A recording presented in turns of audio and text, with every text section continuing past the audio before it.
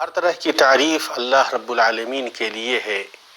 اس نے عمل کرنے والوں کے لیے خیر کے دروازوں کو کھول دیا، مومنوں کے لیے طاعتوں کی راہوں کو متنوع کر دیا۔ میں اس پاک ذات کی حمد بیان کرتا ہوں اور اس کا شکر بجا لاتا ہوں۔ میں گواہی دیتا ہوں کہ اللہ کے علاوہ کوئی معبود نہیں، وہ اکیلا ہے، اس کا کوئی شریک نہیں۔ وہ رحیم و کریم پروردگار ہے، گناہوں کے کرنے پر گنہگاروں کو مہلت دیتا ہے، نیکی کرنے والوں کو ثواب عطا کرتا ہے۔ میں گواہی دیتا ہوں کہ محمد اس کے بندہ و رسول ہیں۔ انہوں نے اپنی امت کے لیے خیرخواہی کی، انہیں نیکی کے سرچشموں کی رہنمائی کی تاکہ وہ ان تک پہنچیں، نیکی کے کاموں کی رہنمائی کی تاکہ وہ انہیں انجام دیں، انہیں شر کے دروازوں سے ڈرایا تاکہ ان سے بچیں۔ اللہ تعالیٰ کا درود و سلام اور برکتیں نازل ہوں ان پر، ان کی آل و اولاد اور صحابہ و تابعین پر، اور جو حق کے ساتھ ان کی پیروی کریں قیامت کے دن تک ان پر، اور بہت زیادہ سلامتی ہو۔ اما بعد، مومنوں، آپ سب کو اور خود کو اللہ کے تقوی کی وصیت کرتا ہوں۔ اللہ آپ سب پر رحم فرمائے، اللہ کا تقوی اختیار کرو، اس لیے کہ عقل مند وہ ہے جو اپنے نفس پر قابو پالے اور موت کے بعد کے لیے عمل کرے، اور ناکام وہ ہے جو اپنے نفس کو اپنی خواہش کے حوالے کر لے اور اللہ تعالیٰ سے آرزوئیں لگائے رکھے۔ مسلمانوں، اللہ کے قضاء و قدر پر ایمان لانا ایمان کے 6 ارکان میں سے ایک رکن ہے۔ صحیح مسلم میں ہے، اللہ کے رسول صلی اللہ علیہ وسلم سے جب ایمان کے بارے میں پوچھا گیا تو آپ نے فرمایا، یہ کہ تم اللہ کے فرشتے، اس کی کتابوں، اس کے رسولوں اور آخرت کے دن پر ایمان لاؤ، اور تقدیر کے اچھے اور برے ہونے پر ایمان لاؤ۔ تو اللہ تعالیٰ نے مخلوق کی تقدیروں اور ان کے رزقوں اور موتوں کو مقدر فرمایا اور انہیں نیکیوں اور برائیوں سے آزمایا۔ خوشحالی کی آزمائشیں ہیں اور تنگحالی کی بھی آزمائشیں ہیں۔ تو یہ آدم علیہ السلام ہیں۔ اللہ تعالیٰ نے انہیں اپنے ہاتھ سے پیدا کیا، ان میں اپنی روح پھونکی، ان کے لیے فرشتوں سے سجدہ کروایا، پھر انہیں درخت کا پھل کھانے سے آزمایا تو انہیں جنت سے نکال دیا۔ پھر اللہ تعالیٰ نے ان کے بعد ان کی اولاد کے حق میں کہا، اور ہم کسی نہ کسی طرح تمہاری آزمائش ضرور کریں گے، دشمن کے ڈر سے، بھوک پیاس سے، مال و جان اور پھلوں کی کمی سے، اور ان صبر کرنے والوں کو خوشخبری دے دیجیے۔ کہ اللہ کے بندوں، مشکل حالات اور آزمائشوں میں کس قدر نوازشیں اور بخششیں ہیں، یہ ایسی حقیقت ہے جس کا یقین نہیں کیا جا سکتا مگر اس شخص سے جو اللہ تعالیٰ سے کما حقہ راضی ہو، اس کے ساتھ حسن ظن رکھے، اس کے اوپر سچے توکل کو ثابت کرے، اپنا معاملہ اسے سونپے، اس کے وعدہ کی یقین و اعتماد کے ساتھ رہے۔ اللہ سبحانہ اپنے بندے سے صرف خیر و صلاح اور فوز و فلاح ہی چاہتا ہے، اس لیے کہ مسرت کی جانب سے مضرت آتی ہے اور مضرت کی جانب سے مسرت آتی ہے۔ ارشاد ربانی ہے، ممکن ہے کہ تم کسی چیز کو بری جانو اور دراصل وہی تمہارے لیے بھلی ہو، اور یہ بھی ممکن ہے کہ تم کسی چیز کو اچھی سمجھو حالانکہ وہ تمہارے لیے بری ہو۔ حقیقی علم اللہ ہی کو ہے، تم محض بے خبر ہو۔ اور حدیبیہ کے دن نبی کریم صلی اللہ علیہ وسلم نے مشرکین کے ساتھ صلح کی تو بعض صحابہ کرام رضوان اللہ علیہم اجمعین کو یہ محسوس ہوا کہ اس صلح میں ظلم و ناانصافی ہے، یہاں تک کہ عمر رضی اللہ عنہ نے کہا، اے اللہ کے رسول، کیا ہم حق پر اور وہ باطل پر نہیں ہیں؟ تو آپ صلی اللہ علیہ وسلم نے فرمایا، کیوں نہیں؟ تو انہوں نے کہا کہ ہمارے مقتول جنت میں اور ان کے مقتول جہنم میں نہیں جائیں گے؟ تو آپ صلی اللہ علیہ وسلم نے فرمایا، کیوں نہیں؟ تو آپ نے فرمایا، تو ہم اپنے دین کے معاملے میں کیوں دبیں؟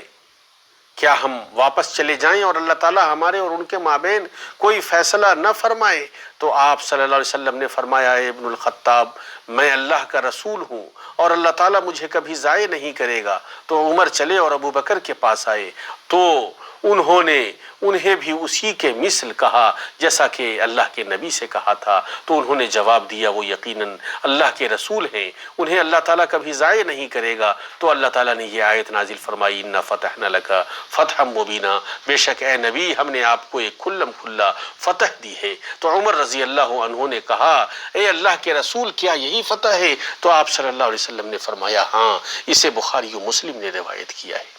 مسلمانوں، دنیا میں آج جو کچھ ہو رہا ہے وہ اپنے ظاہر میں تو شر و بلا ہے، لیکن امید ہے کہ اللہ تعالیٰ اس میں بڑا خیر رکھ دے۔ تو ہر چیز اللہ تعالیٰ کے علم و حکمت اور اس کے قضاء و قدر میں ہے۔ اللہ اپنے بندے کے حسن ظن کے پاس ہوتا ہے، رحیم اپنے بندے کے لیے خیر ہی مقدر کرتا ہے، تو بندہ اللہ کی تقدیر سے گھبراتا نہیں ہے، وہ اس کی رحمت سے نا امید نہیں ہوتا ہے، وہ اس کی رحمت سے گھبراتا نہیں ہے، وہ اس کی رحمت سے نا امید نہیں ہوتا ہے۔ شاید یہ مصیبت ایسی نعمت کے حصول کا سبب بن جائے جسے اسی کے ذریعے پایا جا سکتا ہے۔ اللہ تعالیٰ جانتا ہے لیکن تم نہیں جانتے۔ اے اللہ اور اس کے رسول پر ایمان رکھنے والوں، اللہ تعالیٰ کے اس قول فَعَسَىٰ أَن تَكْرَهُوا شَيْئًا وَيَجْعَلَ اللَّهُ فِيهِ خَيْرًا كَثِيرًا، ممکن ہے کہ تم کسی چیز کو بری جانو اور دراصل وہی تمہارے لیے بھلی ہو۔ میں اللہ کے حکم کی اطاعت کی دعوت ہے، قلق و بدشگونی کا علاج ہے، سکینت و اطمینان کے حصول کا سبب ہے، یہ وہن و کمزوری پھیلانے اور عمل کو چھوڑنے کی دعوت نہیں، یا کاہلی و سستی کا ذریعہ نہیں۔ تو جب ہم اللہ کے قضاء و قدر سے رضامندی اور اس کی بارگاہ میں معاملات کو سونپنے کی بات کرتے ہیں تو یہ لاچاری و تدبیر کے بغیر بھروسہ میں پڑنا نہیں ہے، اور اسباب اختیار کرنے کو چھوڑنا اور بے یار و مددگار ہونا نہیں ہے، بلکہ اپنی وسعت و طاقت بھر اسباب اختیار کرنا ہے، استطاعت بھر ان اسباب کو اختیار کرنا ہے جو اللہ تعالیٰ نے اس کے لیے مسخر کیا ہے۔ اللہ کی تقدیروں کا اس کی تقدیروں سے دفاع کرنا ہے۔ صحیح مسلم میں ہے کہ اللہ کے رسول نے فرمایا، قوی مومن بہتر ہے اور اللہ کے نزدیک کمزور مومن سے زیادہ محبوب ہے، اور ہر خیر میں اس چیز کے حریص رہو جو تمہیں نفع پہنچائے۔ اللہ تعالیٰ سے مدد طلب کرو اور ہمت نہ ہارو۔ اور ہمیں جان لینا چاہیے اے مومنو، اللہ کی بارگاہ میں محتاج ہونا اس کی خوشنودی و معیت کی راہ ہے۔ کشادگی مصیبت کو دور کرنے اور تنگی کے ازالے کے دروازوں میں سے عظیم دروازہ ہے، اس لیے کہ انسان کی قوت اور اس کا غلبہ اس کے ضعف اور اس کے رب کے سامنے انکساری میں ہے۔ تو بدر کے دن نبی کریم صلی اللہ علیہ وسلم نے اپنے رب کی بارگاہ میں اپنی سخت محتاجی اور خالق کے سامنے اپنی ضرورت کو پیش کیا۔ صحیح مسلم میں ہے کہ آپ قبلہ رو ہوئے، پھر اپنے دونوں ہاتھوں کو پھیلایا اور اپنے رب سے دعائیں کرنے لگے، اے اللہ تو پورا فرما جو تم نے مجھ سے وعدہ فرمایا ہے، اے اللہ تو مجھے عطا کر جو تو نے مجھ سے وعدہ کیا ہے، اے اللہ اگر اہل اسلام کا یہ گروہ ہلاک کر دیا گیا تو زمین میں تیری عبادت نہیں کی جائے گی۔ تو نبی کریم صلی اللہ علیہ وسلم قبلہ رو ہو کر اپنے دونوں ہاتھوں کو پھیلائے ہوئے لگاتار اپنے رب سے سرگوشی کرتے رہے، یہاں تک کہ آپ کی چادر آپ کے دونوں کندھوں سے گر پڑی تو ان کے پاس ابو بکر آئے اور آپ کی چادر کو اٹھایا اور اسے آپ کے دونوں کندھوں پر رکھا، پھر اسے پیچھے سے باندھ دیا اور کہا، اے اللہ کے نبی، آپ کا اپنے رب سے سرگوشی کرنا آپ کے لیے کافی ہے، وہ ان قریب پورا فرمائے گا جو آپ سے وعدہ کیا ہے۔ تو اللہ تعالیٰ نے یہ آیت نازل فرمائی، اس وقت کو یاد کرو جب کہ تم اپنے رب سے فریاد کر رہے تھے، پھر اللہ تعالیٰ نے تمہاری سن لی کہ میں تم کو 1000 فرشتوں سے مدد دوں گا جو لگاتار چلے آئیں گے۔ اللہ تعالیٰ نے فرشتوں سے مدد فرمائی۔ جہاں تک حنین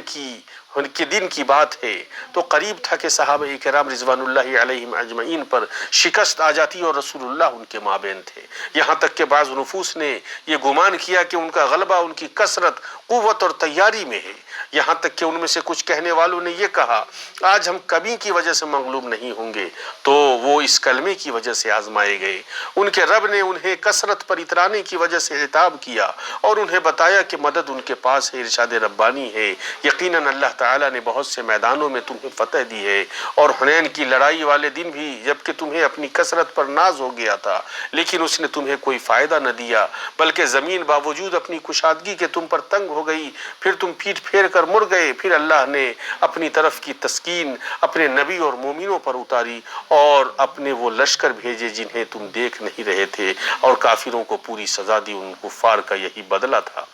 شیخ الاسلام ابن تیمیہ رحمہ اللہ نے کہا ہے کہ بندہ جس قدر اللہ کے سامنے جھکا رہے گا، اس کے سامنے حد درجہ محتاج بنا رہے گا اور اس کے لیے تابع فرمان رہے گا، وہ اتنا ہی اس کے قریب ہوگا، اس کے لیے معزز ہوگا اور اسی قدر اس کا مرتبہ عظیم ہوگا۔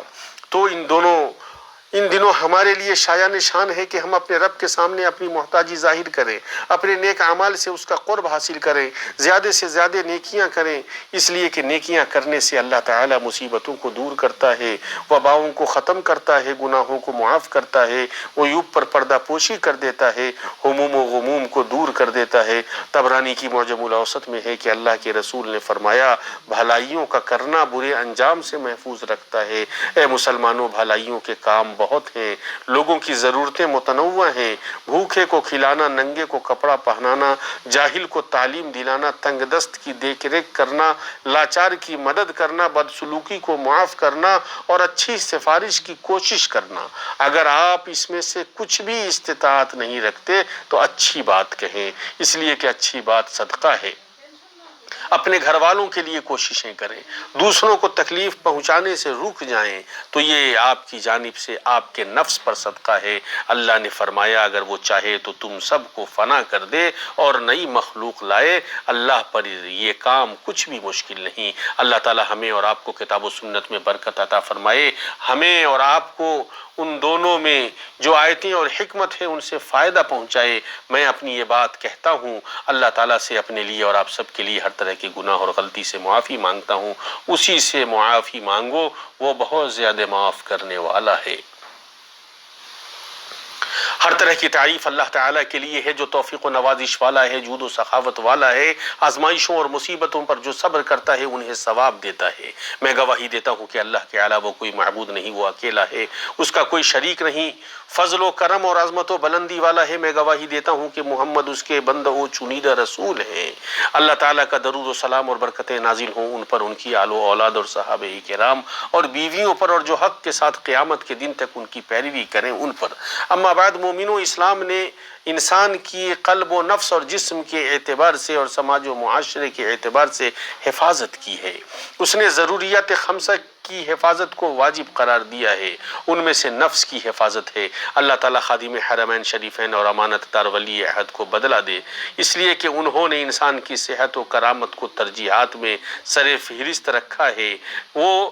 شہری و مقیم کے مابین کوئی فرق نہیں کر رہے ہیں، اور عظیم ترین اور اللہ کے نزدیک محبوب ترین اور نہایت پاکیزہ اعمال میں سے وہ عظیم کاوشیں ہیں جنہیں وزارتیں، تنظیمیں اور ان کے منصوبین اور ان کے ساتھ رضاکاران انجام دے رہے ہیں تاکہ جانوں کی حفاظت کریں، وبا کو دور کریں اور سماجی و غذائی سلامتی کی حفاظت کریں۔ خاص طور پر وہ کاوشیں ہیں جنہیں ہیلتھ سیکٹر کے متعلقین انجام دے رہے ہیں، جنہیں اللہ تعالیٰ نے اس عظیم مہم سے نوازا ہے، تو ان کا کام عظیم ترین اعمال میں سے ہے، اور ان کا علم کتاب و سنت کے علم کے بعد نہایت ہی نفع بخش اور معزز علموں میں سے ہے، اس لیے کہ اس میں بدنوں کی حفاظت ہے، اور بدنوں کی حفاظت میں عقول و ادیان کی حفاظت ہے۔ امام شافعی رحمہ اللہ نے کہا ہے دو قسمیں ایسی ہیں جن سے لوگوں کو بے نیازی نہیں ہے، اپنے دینوں کے لیے علماء اور بدنوں کے لیے اطباء، اور میں حلال و حرام کے بعد کسی علم کو نہیں جانتا جو طب سے زیادہ معزز ہو۔ اطباء کی فضیلت میں فخر الدین الرازی نے ذکر کیا ہے کہ ان میں ایسی خوبیاں موجود ہیں جو غیروں میں نہیں ہیں،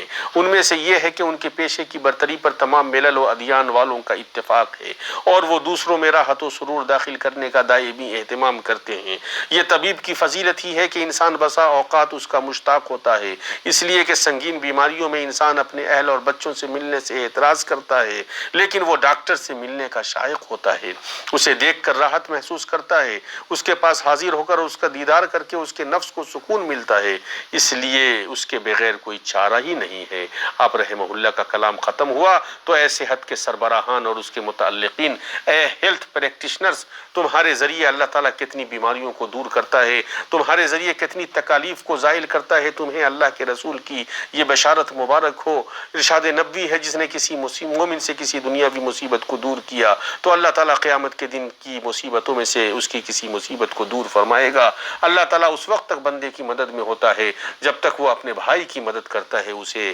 امام مسلم نے روایت کیا ہے۔ تو تمہارا یہ عمل ایسا ہے جس کے ذریعے اللہ کی محبت تمہیں حاصل ہوگی، اس کا قرب اور اس کی رضامندی حاصل ہوگی، اس کے شرف و فضل کے لیے یہی کافی ہے کہ اس میں احسان ہے۔ اللہ نے فرمایا بے شک اللہ تعالیٰ کی رحمت نیک کام کرنے والوں کے نزدیک ہے، نیز فرمایا اور سلوک و احسان کرو، اللہ تعالیٰ احسان کرنے والوں کو دوست رکھتا ہے۔ جب نبی کریم کہ معرکہ بدر میں نکلنے سے قبل آپ کی بیٹی رقیہ بیمار پڑی تو اللہ کے نبی نے ان کے شوہر عثمان رضی اللہ عنہ کو حکم دیا کہ وہ ان کے پاس رہیں تاکہ ان کی تیمارداری کریں، ان کا خیال رکھیں اور ان کی ضرورتوں کو پوری کریں، تو وہ غزوہ بدر سے پیچھے رہ گئے۔ اللہ کے نبی نے ان سے کہا تمہارے لیے بدر میں حاضر ہونے والوں کا اجر اور ان کا حصہ ہے، اسے بخاری نے روایت کیا ہے۔ تو اللہ کے نبی نے غنیمت سے انہیں حصہ دیا ان غزات کی طرح جو غزوہ میں حاضر ہوئے تھے۔ تو عثمان رضی اللہ عنہ بدری صحابیوں میں شمار کیے گئے جن کے مطابق اللہ تعالیٰ نے فرمایا جو چاہو کرو میں نے تمہیں معاف کر دیا ہے، اسے بخاری و مسلم نے روایت کیا ہے۔ تو ایسے حد کے سربراہان و منصوبین تمہیں مبارک ہو، تم نے ذمہ داری و اعزاز کو جمع کر لیا، یہ اللہ کا فضل ہے، جسے اللہ چاہتا ہے نوازتا ہے۔ جہاں تک فیلڈ میں کام کرنے والے سیکورٹی اہلکاروں کا تعلق ہے اور سرحد پر تعینات نوجوانوں کا، تو ان کے اعزاز و اجر کے لیے اللہ کے رسول کی بشارت کافی ہے۔ دو آنکھیں ایسی ہیں جنہیں آگ نہیں چھوئیں گی، ایک وہ آنکھ ہے جو اللہ کے خوف سے روئیں، اور ایک آنکھ وہ ہے جو اللہ کی راہ میں پہرا دیتے ہوئے